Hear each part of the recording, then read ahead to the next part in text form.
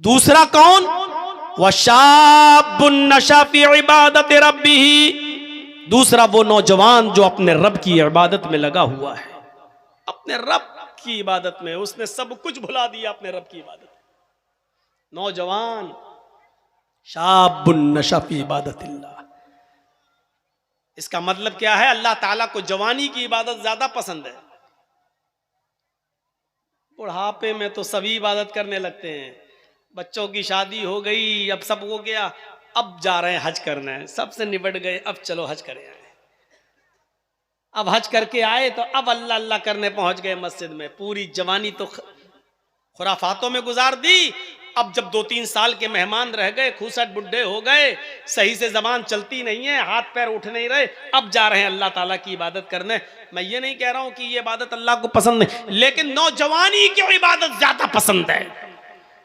गौर करो, वो हजरत हंजला रजी अल्लाह ताला अन्हु जिनकी शादी हुई है और आज पहली रात है, रुखसत होकर बीवी घर पे आई है, आज शादी हुई, आज पहली रात है, शौहर अपनी बीवी के साथ, हंजला अपनी बीवी के साथ सो रहे हैं। मियां बीवी के दरमियान जो ताल्लुक होता है वो भी कायम हो चुका है। इतने में जंग का ऐलान हो जाता है, जिहाद के लिए निकलने का ऐलान हो जाता है।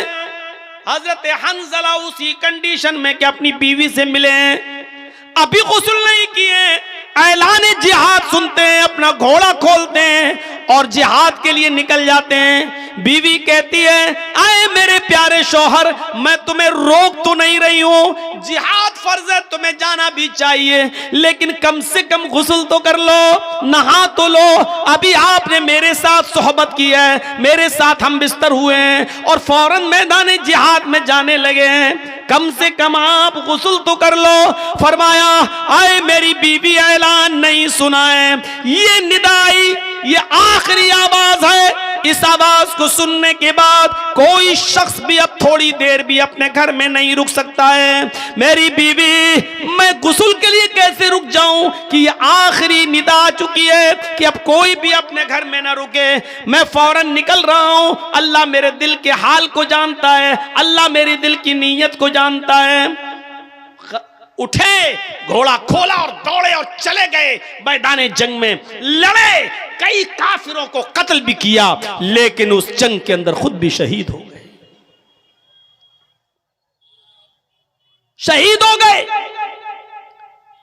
और शहीद का उसूल यह है शरीयत में कि उसको जिन कपड़ों में शहीद होता है, कोई आदमी अल्लाह की राह में जब मारा जाए तो उन्हीं कपड़ों में दफन किया जाता है, शहीद को कोई नया कफन नहीं पहनाया जाता, शहीद को गुस्ल नहीं दिया जाता, शहीद की जनाजे की नमाज नहीं पढ़ी जाती, ऐसे ही उसको उन्हीं कपड़ों में दफन कर दिया जाता है। जब उसको दफन करने के लिए ले जाया जा रहा था तो हंजला की बीवी कहने लगी, अल्लाह के रसूल, मेरे शौहर को गुस्ल दे दीजिए। अल्लाह के नबी फरमाते हैं, अय हंजला की बीवी, क्या तुझे पता नहीं तेरा शौहर शहीद हुआ है और शहीद को गुस्ल नहीं दिया जाता, उसको इन्हीं कपड़ों में कफनाया जाएगा, इन्हीं कपड़ों में दफनाया जाएगा जिसमें वो शहीद हुआ है, और कयामत के दिन इसी हाल में उठेगा कि उसके जिस्म से खून गिर रहा होगा। अल्लाह खून, गिरते हुए खून को देख कर कहेगा, फरिश्तों इसको जन्नत में ले जाओ, ये तो मेरे लिए सारी चीजों की कुर्बानी देकर आया है, इसका क्या हिसाब लूं, इससे क्या सवाल करूं, इससे क्या पूछताछ करूं, इससे क्या क्वेश्चन आंसर करूं, इसको जन्नत में दाखिल कर दो।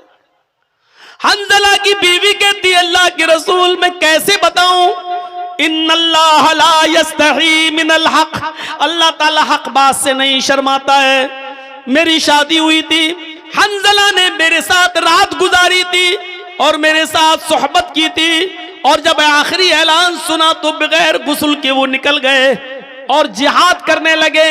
मैं उस गुस्ल की बात कर रही हूं जो गुस्ल बीवी से मिलने के बाद किया जाता है। हंजला को वो गुस्ल दे दीजिए, क्योंकि हंजला बगैर गुस्ल के निकल गए थे और वो शहीद कर दिए गए। थोड़ी देर तवक्कुफ किया। अल्लाह के नबी जनाब मोहम्मद रसूलुल्लाह थोड़ी देर रुके रहे और थोड़ी देर के बाद फरमाया, साथियों इस जनाजे को उठाओ और कब्रिस्तान में ले जाकर इनको दफन करो, मैं भी चल रहा हूं। हंजला की बीवी फिर बोली, अल्लाह के नबी इतनी देर रुकने के बाद भी आपने गुस्ल नहीं दिया। फरमाया, हंजला की बीवी अपने घर जा, तेरे शौहर को मोहम्मद रसूलुल्लाह के गुस्ल की जरूरत नहीं है। आसमान से 70,000 फरिश्ते जमीन पर उतरे और उन फरिश्तों ने तेरे शौहर को गुस्ल दे दिया। तेरा शौहर गसीलुल मलाइका है, फरिश्तों ने तेरे शौहर को गुस्ल दे दिया है। तेरे शौहर को हमारे गुस्ल की जरूरत नहीं है, तेरा शौहर फरिश्तों के जरिए गुस्ल दिया हुआ है। और फिर हंजला को दफन कर दिया गया। मेरे भाइयों, ये नौजवानी की इबादत थी। अपनी प्यारी बीवी को छोड़ दिया, पहली शादी, पहली रात, 24 घंटे भी अपनी बीवी के साथ नहीं रह पाया और ऐलान सुना, निकल गया, जिहाद किया और कत्ल हो गया, शहीद हो गया। ऐसा नौजवान अल्लाह के अर्श के साए में होगा। वह शाबुन नशा फी इबादत रब्बी, वो उक़बा इब्ने नाफ़े जिसने इस्लाम का परचम लहराते लहराते, दाएं इस्लाम बाएं इस्लाम, पीछे इस्लाम, सामने समंदर, अल्लाह मैं दाएं देखता हूं तो तेरे नबी का झंडा लहरा रहा है, बाएं जहां जाता हूं तेरे नबी का परचम लहरा रहा है, पीछे मुड़ के देखता हूं और जहां जहां तक मैं गया हूं तेरे नबी का झंडा लहर चुका है, सामने समंदर है, अब मैं क्या करूं। यानी अब दुनिया में कोई चप्पा बाकी नहीं रहा, जहां तक हम गए इस्लाम ही इस्लाम, अब सामने समंदर है। आय अल्लाह, ये हमारे साथ 1500 नौजवान हैं जो घोड़े पे बैठे हुए हैं, ये सब इस्लाम का झंडा लहराना चाहते हैं। मैंने दाएं बाएं और पीछे तो इस्लाम लहरा दिया है, तेरे नबी का झंडा फहरा दिया है, लेकिन आगे समंदर है। आय अल्लाह, अब मैं क्या करूं। उसने समंदर के पास अपनी तलवारों को गाड़ा, समंदर के पानी से वुजू बनाया और वहीं पर नमाज पढ़ दी। नमाज अदा करने के बाद कहने लगा वो नौजवान उक़बा इब्ने नाफ़े, आय अल्लाह, अगर मैं इस समंदर के बारे में जान जाऊं कि इस समंदर को पार करने के बाद भी तेरी कोई मखलूक रहती है, इस समंदर को क्रॉस करने के बाद कोई तेरी बस्ती आबाद है जहां तेरे बंदे रहते हैं, तो आय अल्लाह, अगर मुझे इस बात का इल्म हो जाए तो कसम है तेरे इज्जत व जलाल की, मैं अपने घोड़ों को समंदरों में डाल दूंगा और समंदर से तैरते तैरते उस बस्ती तक पहुंचने की कोशिश करूंगा और उस वक्त तक चैन के साथ नहीं सोऊंगा जब तक कि उस बस्ती में भी तेरे नबी जनाबे मोहम्मद रसूलुल्लाह का परचम न लहरा दूं। उक़बा इब्ने नाफ़े के अंदर ये कौन सा जज्बा था, इबादत का जज्बा, ये कौन सी इबादत थी, ये कौन सी रियाजत थी। मेरे भाइयों, ऐसे ही इबादत करने वाले और हर वक्त नमाज की तरफ, हर वक्त इबादत की तरफ, अल्लाह की इबादत की तरफ जिनका दिमाग लगा हुआ है और जो इबादत में लगे हुए हैं, ये लोग अल्लाह के अर्श के साए में होंगे। ये अल्लाह के अर्श के साए में हम और आप सर्दियों के दिनों में, दिसंबर की और जनवरी की सर्दी में जो अपने ऊपर से कंबल न हटा सके, जो लिहाफ की कुर्बानी न दे सके, जो अपनी नींद की कुर्बानी न दे सके और तसव्वुर किया बैठा हुआ है कि हम अल्लाह के अर्श के साए में होंगे, हमें जन्नत मिलेगी। मेरे भाई, ये जन्नत इतनी सस्ती और इतनी आसान भी नहीं है। दो चीजें, अदल इंसाफ करने वाला और दूसरा वो नौजवान जो अल्लाह अपने रब की इबादत में लगा हुआ है। अब तीसरी चीज पे आइए, वरजुलुन ज़करल्लाह खालियन फफाज़त ऐना वरजुलुन क़ल्बुहु मुअल्लकुन फिल मसाजिद। तीसरा वो आदमी जिसका दिल मस्जिद की तरफ लगा हुआ है, जिसकी तशरीह मैंने अभी हल्की सी की थी। ज़ोहर पढ़ के आया, घर पे काम कर रहा है, अभी टाइम है, अभी असर में टाइम है, बार बार घड़ी देख रहा है, बार बार सूरज देख रहा है, बार बार आसमान देख रहा है, बार बार कान लगा रहा है, अजान की आवाज तो नहीं आ रही। और जैसे ही असर की अजान हुई फौरन मस्जिद में, असर पढ़ के आया, मगरिब की तरफ दिमाग लगा हुआ, फौरन मगरिब में, मगरिब पढ़ के आया, घर पे कुछ खाना वाना खाया, बार बार उसका दिमाग, उसका दिल मस्जिद की तरफ लगा है, कब ईशा हो, कब ईशा हो, कब ईशा हो। और जैसे ईशा का वक्त हुआ फौरन मस्जिद में, ईशा के बाद सो रहा है घर में, बार बार बीच में रात में आंख खुलती है, बार बार घड़ी देख रहा है, बार बार बाहर निकल के देखता कहीं फजर का वक्त तो नहीं हो गया है। और जैसे ही फजर की अजान का वक्त हुआ फौरन मस्जिद में, कल्बुहु मुअल्लकुन फिल मसाजिद, जिसका दिल लटका हुआ है मस्जिद। हजरत मुसअब रज़ी अल्लाह ताला अन्हु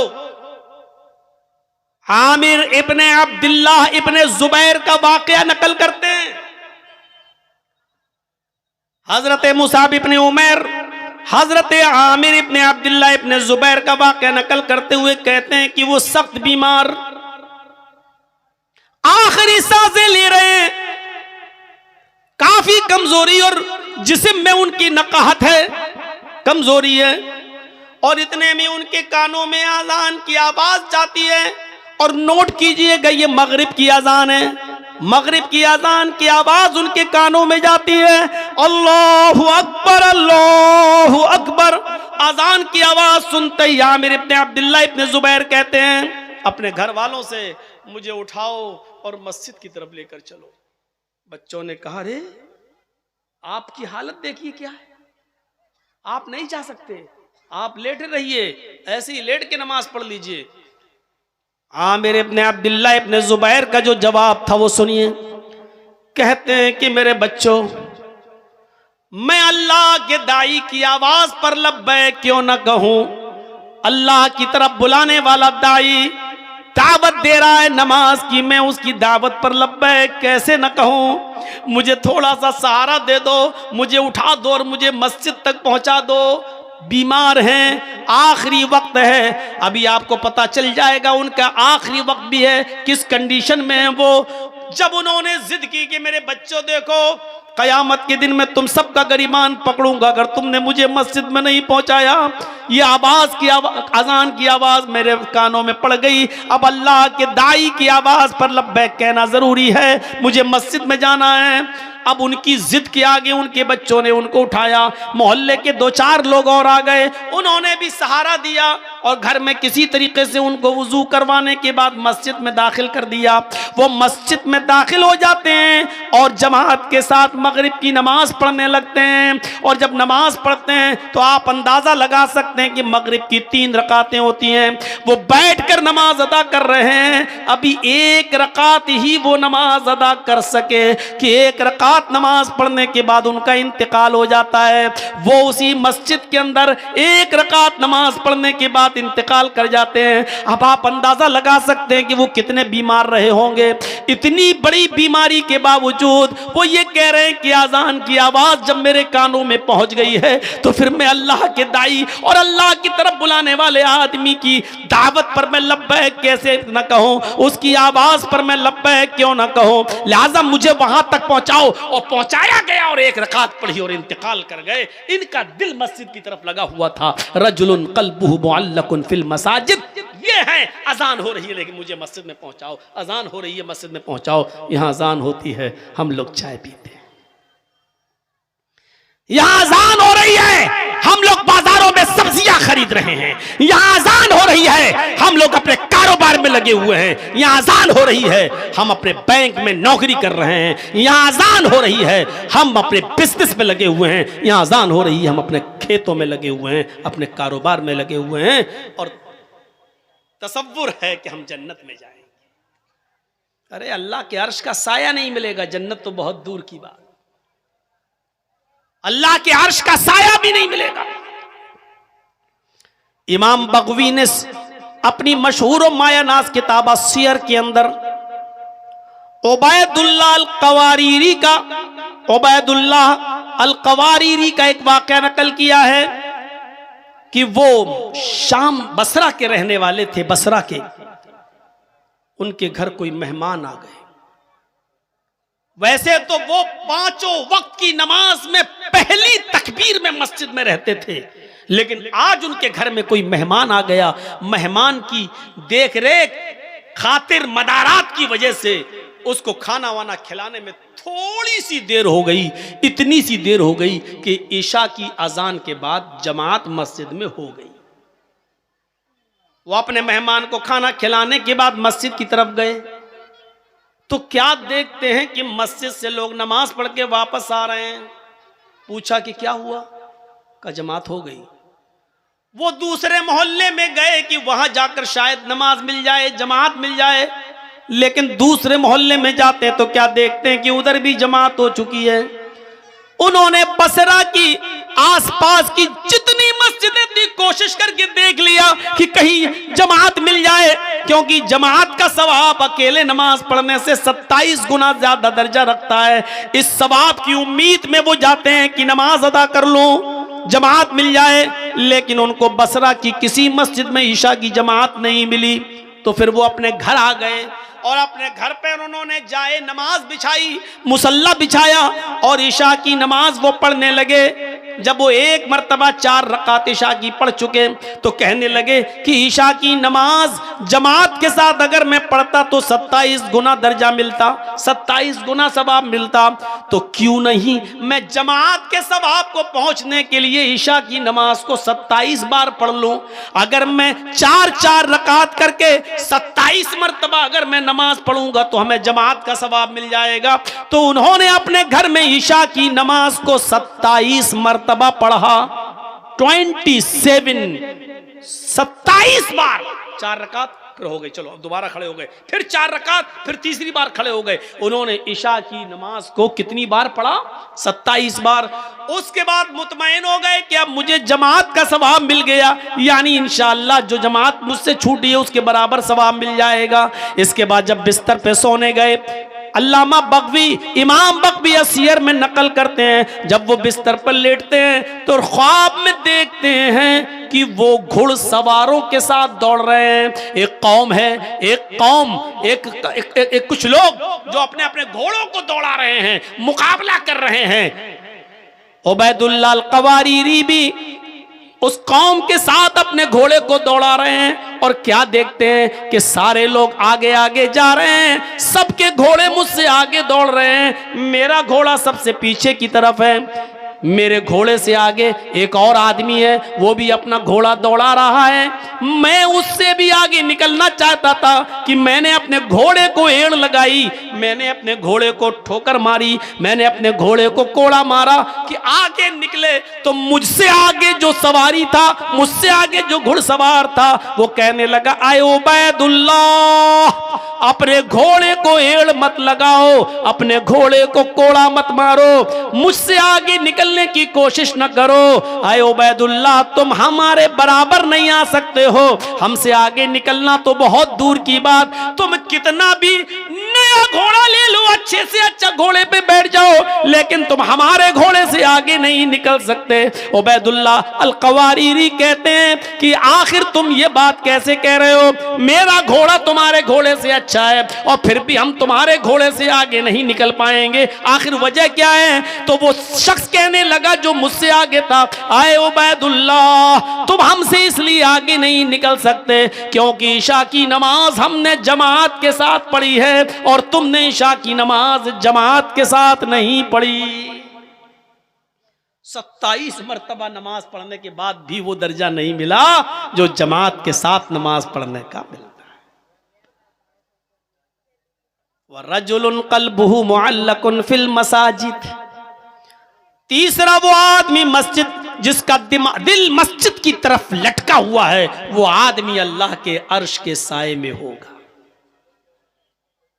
नमाज की तरफ ऐसा दिल होना चाहिए। अब चौथा आदमी की तरफ आइए, चौथे शख्स की तरफ आइए। 3 हो गए ना, बार बार गिना रहा हूं ताकि याद हो जाए। अदलो इंसाफ करने वाला अमीर, दूसरा वो नौजवान जो अल्लाह की इबादत में लगा हुआ है, और तीसरा वो आदमी जिसका दिल मस्जिद की तरफ लगा हुआ है, जो बार बार नमाज पढ़ के आता हो, दूसरी नमाज के लिए सोचता है। 3 आदमी हो गए। चौथा, वरजुलानी तहब्बा फिल्लाहि इज्तमा अलैहि व तफर्रका अलैहि, कितने लोग हैं जो आपस में एक दूसरे से नहीं बोलते लेकिन जाती दुश्मनी में, लेकिन चौथा आदमी अर्श के साए में कौन होगा? वो आदमी जो किसी का दोस्त होगा तो अल्लाह के लिए, और किसी से दुश्मनी की होगी तो अल्लाह के लिए। आपसे हमने दावत और तबलीग का काम किया, आपको हमारी बात पसंद आई, आप हमारे मुरीद बन गए, आप हमारी दोस्ती हो गई, आप हमारी बातें सुन रहे हैं, इसलिए आप जर्जी साहब आइए चाय पिला। क्यों? इसलिए कि हम कुरान और हदीस आपको सुनाते हैं, आप इसलिए हमारी इज्जत करते हैं। ये अल्लाह के लिए है। हमारा आपका क्या रिश्ता है? हमारा आपका क्या रिश्ता है? लेकिन ये मोहब्बत अल्लाह के लिए।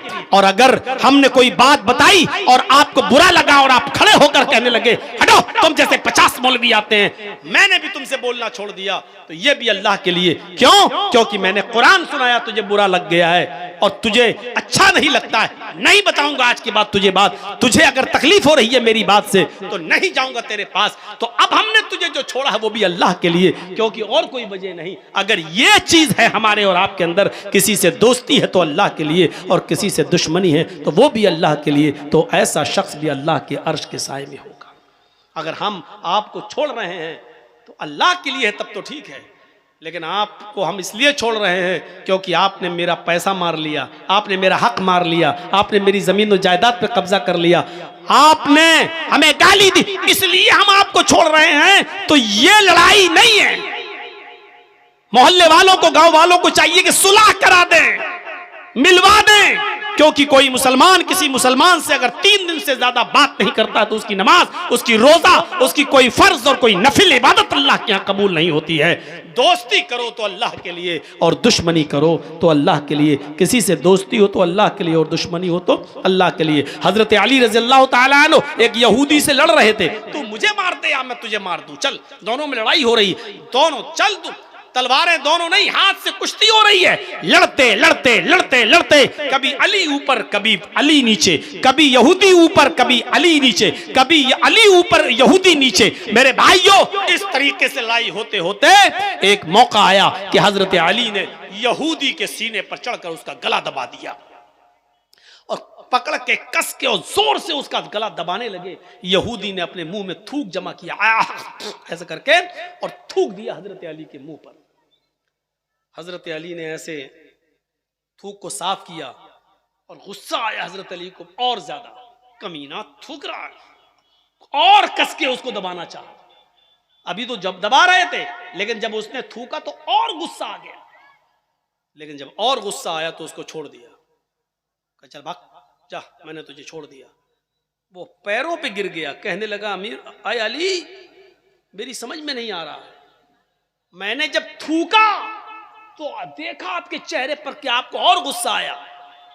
अब मैंने भी समझ लिया इस गुस्से में तो आप नहीं बचेंगे, लेकिन जब आपको ज्यादा गुस्सा आया तो आपने मुझे छोड़ दिया, ये क्या बात है? हजरत अली ने कहा जब मैं तुझसे लड़ रहा था तो अल्लाह के लिए लड़ रहा था, मैं तुझे मारना चाहता था अल्लाह को खुश करने के लिए, लेकिन जब तूने मेरे चेहरे पर थूका और मेरे चेहरे पर थूक पड़ा तो मुझे और गुस्सा आया। तो ये गुस्सा अल्लाह के लिए नहीं था, ये मेरा जाती गुस्सा था। तो मेरे ऊपर थूका, थूक रहा, तो ये मेरा जाती गुस्सा था। अगर इस गुस्से में तू मारा जाता तो वो अल्लाह के लिए लड़ाई नहीं होती, वो मेरा जाती इंतकाम होता, वो मेरा जाती बदला होता, और मैं जाती बदला नहीं लेता। जा, मैंने छोड़ दिया। अल्लाह के लिए लड़ रहा था तब तक ठीक था, अल्लाह के लिए लड़ाई लड़ रहे थे, जब उसमें जाती गुस्सा शामिल हुआ तो छोड़ दिया। तो जाती दुश्मनी नहीं होनी चाहिए। इन 4 चीजों को नोट करिए, क्योंकि 5वीं चीज जो हम बताने जा रहे हैं वो आज हमारे मुआशरे और समाज का सबसे बड़ा अलमिया बना हुआ है। पहला शख्स अदल और इंसाफ करने वाला इंसान, दूसरा वो नौजवान जो अल्लाह की इबादत में लगा हुआ है, तीसरा वो आदमी जो जिसका दिल मस्जिद की तरफ लटका हुआ है, और चौथा वो शख्स जो मोहब्बत करता है किसी से तो अल्लाह के लिए और दुश्मनी करता है किसी से तो अल्लाह के लिए।